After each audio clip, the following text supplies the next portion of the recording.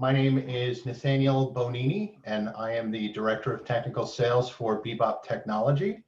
And we have with us Paul Austin, who's the Director of Global Channels for Teradici. We want to talk today about cloud editing and remote editing and the workflows that involve moving from your typical on-prem workflow, moving into the cloud and moving that remotely. So first I want to address an issue, or I want to address some terminology, and I want to talk about the difference between remote editing and cloud editing. Now BeBop and Teradici enable both. And remote editing is actually we can't conflate the term remote with anything but being remote from the machine that you're editing on. So cloud editing is by definition remote editing. It's not extending your on-prem infrastructure out to the cloud. It's actually or it's not simply that. And cloud editing is remote editing, where instead of having a machine on-prem that's extended out, there's a machine in the cloud that you're using for editorial and VFX. So the difference is really in where those machines sit, as I said, whether they sit on-prem and that's extended out, and those are solutions that Teradici offers, or whether they sit in a cloud service provider, which is something that both Teradici and BeBop offer together for remote workstations. So with that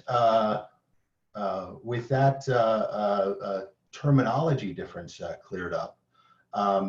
As I said, a remote editor can work in the cloud, and with BeBop Technology, we make that an easy thing for an editor to do. With a few clicks, they can launch a workstation in the cloud and get to work. And some of the benefits of doing that enable the creatives in your company or in your area to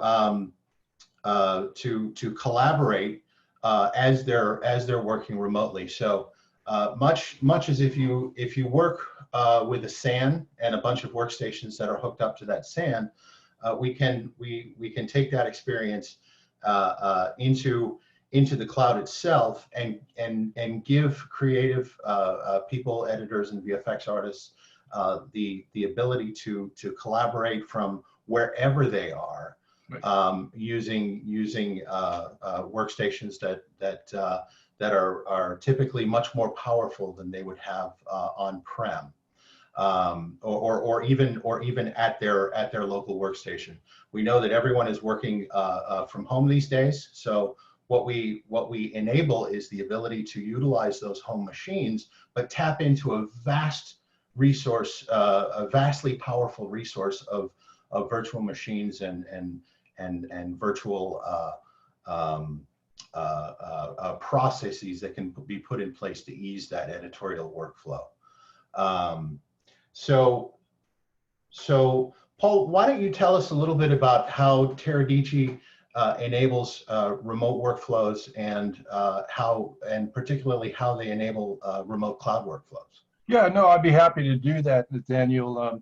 Thanks, everybody. Really appreciate it. As you can see, this is the new reality. This is the new normal. We're all working from home, and I think one of the things that I really want to underscore is that when we're talking about these high-value collaboration workloads for creatives, the creatives, and I actually have an art degree, and don't ask me how I ended up with a career in IT, but the creatives themselves, they're really interested in an outcome, and that outcome is expressing their creativity, full stop. And rather than being experts in a particular technology or a technology stack or a solution stack.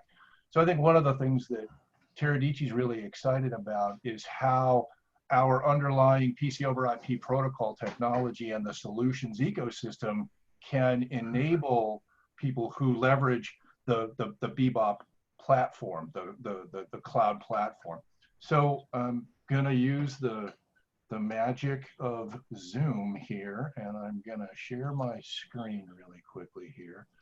We'll just really quickly talk about what are some of the options. So just really quickly, and this may be repeat information for a lot of folks, but Teradici, our firm, is the underlying, if you like, engine from the perspective of delivering the remote user experience for the BeBop platform. And I just want to underscore really quickly why BeBop has been partnering with Teradici. And if you look at this diagram and you think of it like a clock and you start at 9 o'clock, you see that our focus is around a bedrock approach to security, ensuring that all aspects of the architecture are secured from the data center. Oh, Paul, I'm sorry to interrupt you. I think we're not seeing your screen. Oh dear, oh dear. Uh-oh, yep, well, the joys of some of the hazards of this is exactly right. This is one of the issues that you'll sometimes end up with here. I am not able to share the screen. There's something going on. I see. Oh, there it comes. All right, do you see it now? There we go. Yep. Okay, all right, so let's try that again. Sorry about that. Yeah, yep. So the 9 o'clock is the security aspect of it. And you think about working from home, you've moved away from your offices, your corporate campuses, and now you're working from home. You want to access all of your data, your workflows, your user persona, everything that was in your physical editing bay in the world of yesterday. In the world of today, you're accessing it from home on a number of different devices, maybe your family's computer, for example. Yes, that's actually possible. So focusing on security is obviously very critical, and having the components of the architecture be secure, the data center components, the endpoint components, even the way that the pixels are transmitted, all completely secure, all completely encrypted. And very important, sorry, Paul, to interrupt, but very important to the BeBop platform is the security aspect of what our clients are working on. Obviously, it's a lot of unreleased material and possibly embargoed content that only a handful of the people are working on within the organization in the first place. So utilizing the PC over IP protocol and the additional security measures that BeBop puts in place is a highly secure way to work on your content in the cloud. Yeah, absolutely. I mean, it's really it's just a multiple layers of security, and you're right. You want to safeguard valuable IP and content. And ordinarily, if you think about the last time you went to an airport in yesterday's world, the security experience wasn't great, and it really affected your user experience. And I think that in the IT world, generally you see that the more of an approach that we put into security, the more it tends to impact the user experience. Not so with our protocol. Our protocol still delivers the absolute highest performance user experience, building to lossless and delivering pixel per pixel perfection that is distortion-free, color accurate, and absolutely free of any kind of artifact on the screen, which is important when you're working in these kinds of M&E workflows. I'm sure you'd agree.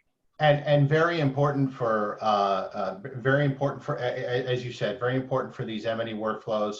And I'd like to stress the color accuracy end of it, because color is something that I'm quite fond of as an engineer in this industry.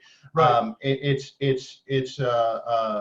one of the few ways to get the most color accurate session you can get from your remote workstation. Yeah, I mean, we can deliver 444 color accuracy up to 8-bit, which in many cases, when you're considering what you're doing, moving that workload from underneath the desk in your physical editing bay to a cloud experience, many people are really pleased with that capability. And I'd also like to point out, I'd like to put a little finer point on what you said about what you're saying about the ease of use and ease of deployment. And it's critical that these tools are, I'm not even going to say these tools, because we implement the tools that artists are used to working with. That's right. It's really making the system and the ecosystem around the tools and the platform around the tools transparent to the creative process, so it doesn't get in the way. And it's very important for us as technologists to remember that what we do is not what the artist is concerned about. What we're doing is enabling the process to allow that creative process to happen.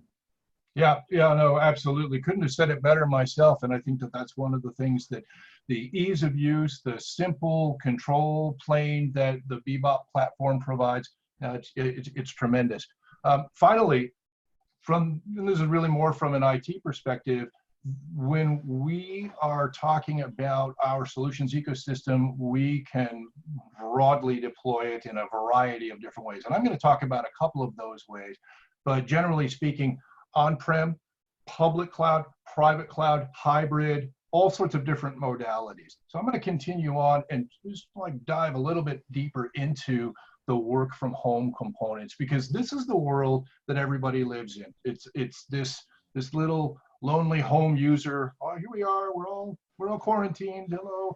And over on the left-hand side, that's the studios where people used to be able to go.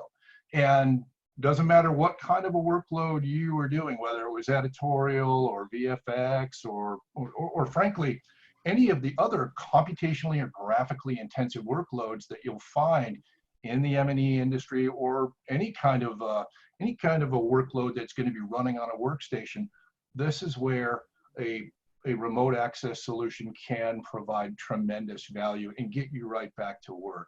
So how it works is, over here on the left-hand side, you have the corporate facility, you have the standalone computers, the workstations that might have been in the editing bays, you have the virtual workstations if your organization had already implemented VDI, so those virtual machines will be sitting in the data center stack.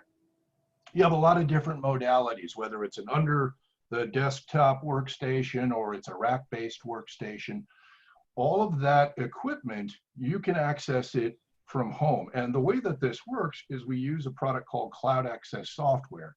Cloud Access Software is basically a software agent that can be installed directly onto your Windows workstation or your Linux workstation, or it can be installed into the virtual machines themselves. And so we install the agent onto those devices.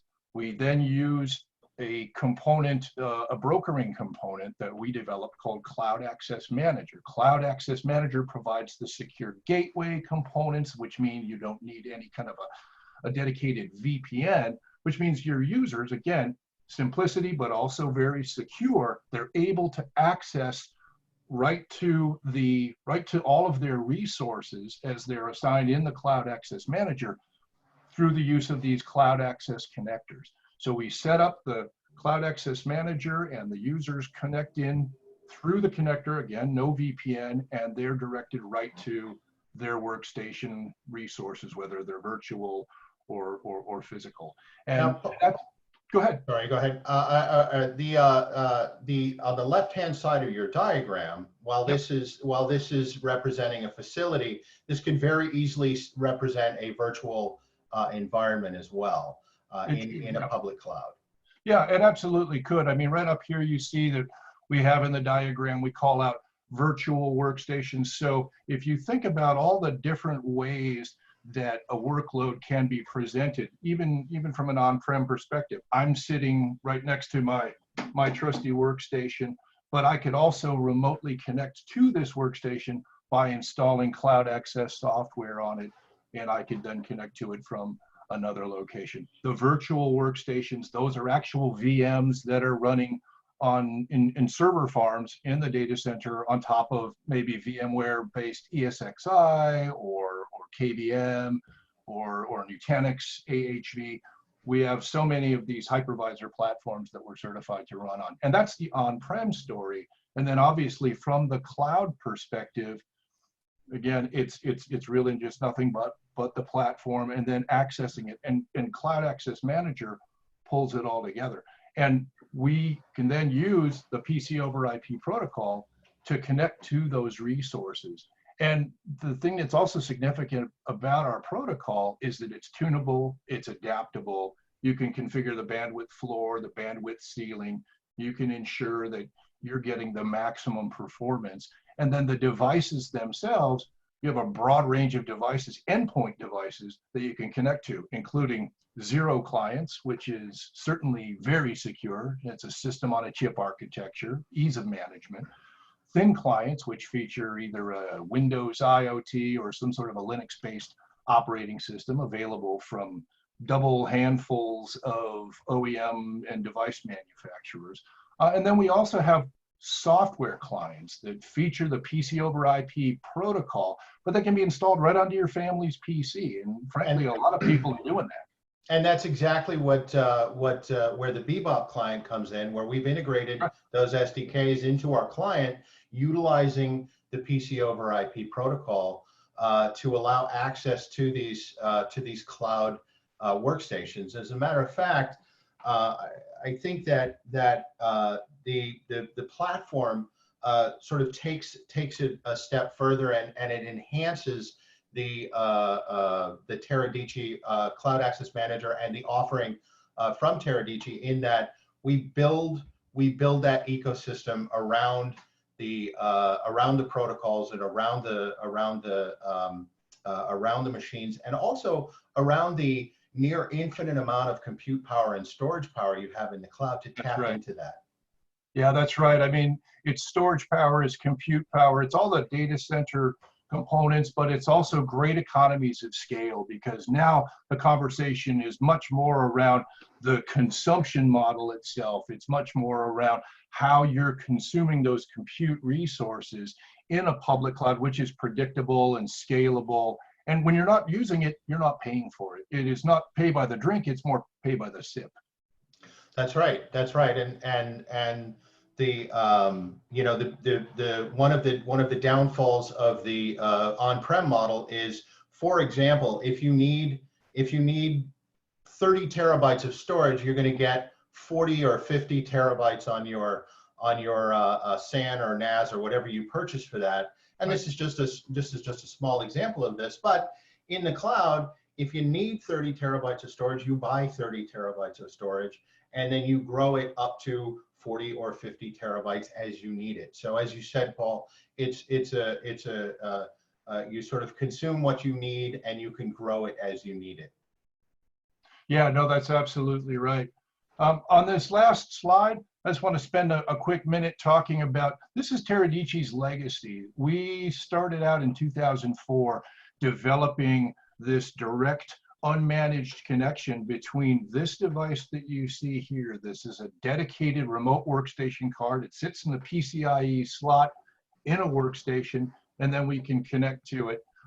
There are some limitations to that.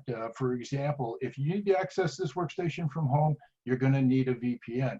But this is where Cloud Access Software comes in handy, because you can unplug this device in the workstation, or if you don't even have one, and candidly, while this is a tremendously powerful device, there are a couple of realities that we're facing right now where these things are very constrained from a supply perspective. A lot of people are looking for these kinds of work from home solutions. So if you're in that situation, you can install Cloud Access Software directly onto your workstation, and then you don't need the VPN. That's correct. One of the things, hi, this is Simran Batalia, VP Engineering at BeBop. Been working with Teradici for over 4 to 5 years now. We've done a lot of work in integrating the software into our platform and really enhance the security, right? So on top of the traditional Teradici deployment, We worked with things like Active Directory. We created one-click installs for your storage. We've tailored the actual workstations to work perfectly with your cloud editing software like Premiere and Maya and things like that, and now Nuke. So that's really our specialty when it comes to kind of providing what TerraGT's awesome protocol has to provide and what we do on top of it. So for the media workflows, we've put in a lot of work into kind of standardizing how we deploy these workstations and really the entire platform. So you really get a one-click experience into getting into these VMs and don't have to worry about which cloud you're going to, right? We take care of all of that with our software that we built over the years.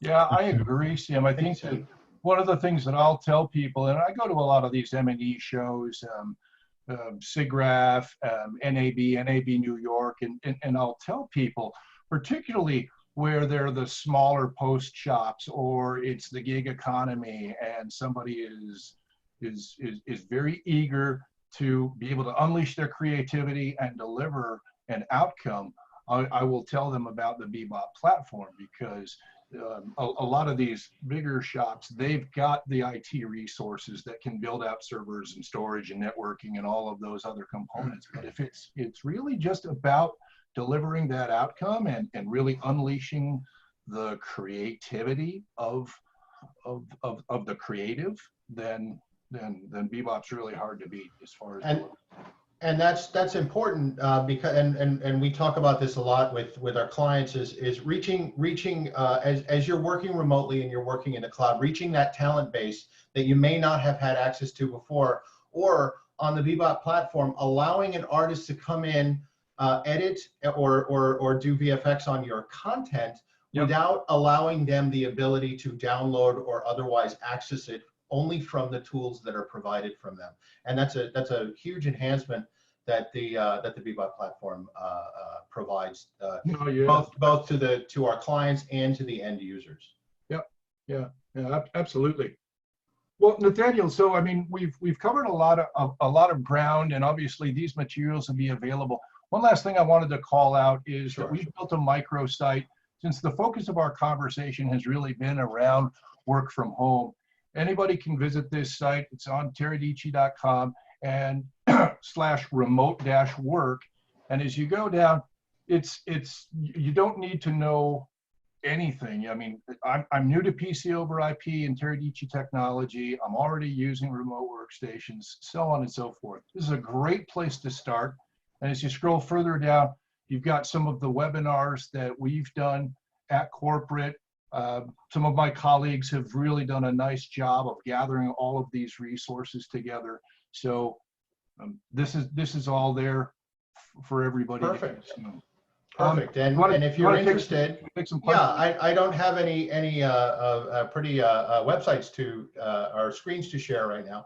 But if you go to beboptechnology.com, you can see the thank you, Paul. You can see beboptechnology.com. Yes. Sorry. That'll take you to a jazz site. Yeah. Which is good too. Perfect. So here you can find out more about BeBop Technology. You can see we have a wonderful 4-minute video that Michael Thomas did that just tells you about what BeBop is and what it is to work in the cloud. It's a great resource, and I encourage everybody to seek it out. There's a 4-minute overview. Yeah, that's a great video. Thank you. And I think now, Paul, if you have any other points to hit, we can do that, or we can take some questions from the folks in that are attending the webinar. Yeah, let's take some questions. Great. So, folks on the webinar, if you have any questions, please fire them off in chat. We're looking here, and we'll answer those questions. One thing I did want to address, Paul, while we're waiting for people to type in the window is. So whether you're working remotely or you're working in the cloud or you're working from home, let's talk about networking. That's one of the key pieces to having a successful user experience on the platform.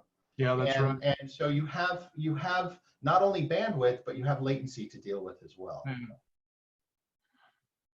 On the bandwidth side, um, uh, we're we're we're looking for the BeBop solution with the Teradici protocol. We're looking at a nominal bandwidth of 20 megabits per HD screen to work on these screens. So the beauty of that is that most people have that at home, and that's a very achievable bandwidth to have. So if you want to have two HD screens, you're working at a nominal bandwidth of about 40 megabits. Now that can burst depending on what you're doing on the screen, but it really gives you a tremendous amount of flexibility of the user interface of the machine that you're working on. So bandwidth is relatively a trivial thing to talk about. It's either lots of it or a little, but then when you start talking about latency in the network, or the time it takes those packets to traverse the network back and forth, would you talk a little bit about what we're looking for in latency and how that affects the system? Yeah, so typically app solutions like this are going to be impacted by latency. The more that there is that will impact the user experience, particularly when you're talking about the higher definition M&E types of workloads where lots of pixels are changing on the screen, particularly in editorial workflows. So one of the things that we do is we provide, and it's also linkable from the site that I just showed you, we provide architectural guidance and session planning guidance that takes into consideration all of those factors, namely, what is the workload that you're trying to deliver? What's the ultimate resolution that you're trying to achieve? Is it just 1080p HD, or are we looking for 4K UHD? What kind of frame rate are we looking for, and so on and so forth. So there's really there's really a range of guidance that we provide. And that's very helpful, especially for partners like BeBop. We use your administration guide to guide people to set up quality of service on their network, right, to set up to make sure that they remove other, like if you have a massive file transfer happening, if you have a UDP file transfer going on behind the scenes, that's gonna use every available bit that your pipe has and choke everything else out unless you set up quality of service. Yeah. And that's a very important thing to do when you're working in a corporate environment. And then when you're working from home, you need to be conscious of things like, is my workstation connected over Wi-Fi? Because Wi-Fi adds an element called jitter, and it also helps the network lose packets. So those can also cause problems in the remote workflow. So it's important to make sure that that you're doing a little bit of network management and making sure that some of those things are turned off. So we do have a question here: what type of latency or playback frame rate can we expect using BeBop and Teradici?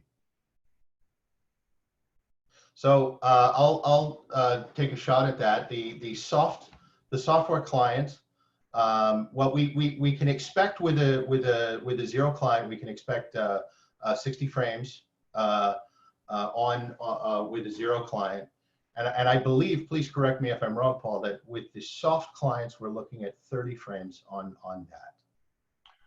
Yeah. So I'm not a solutions architect. I mean, my title is sales director, but I can explain again in terms of session planning guidance.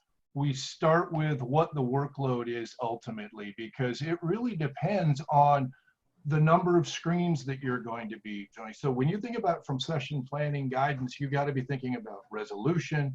How many monitors are you going to be displaying to? And those are all factors that affect, as you say, the network planning. So we always encourage people to start with the workflow, the workload in mind. And from a planning perspective, we have a no compromise accepted approach. And once you understand the workload, you understand the session planning guidance around how much bandwidth, what kind of latency tolerance do we have. Then you can work backwards and talk about the network planning guidance. One of the links that we'll provide, just so you feel like I'm not dodging the question, is going to be to the session planning guidance that's available on our Teradici website that will give you all of it in a table format. So That's perfect. It's arithmetic. And as I said, these are guidelines that we use as well to help our clients set up the network. And Teradici's done a tremendous job of helping everyone understand how these things impact the user experience. And I think with that, we're just a little bit over time. And I want to thank you, Paul, for joining us today, and thank you everybody for watching. And you'll be able to catch this webinar on our website, and I'm sure that you'll link to it as well somewhere. And thank you very much for attending, folks. Yeah, thanks everybody for joining.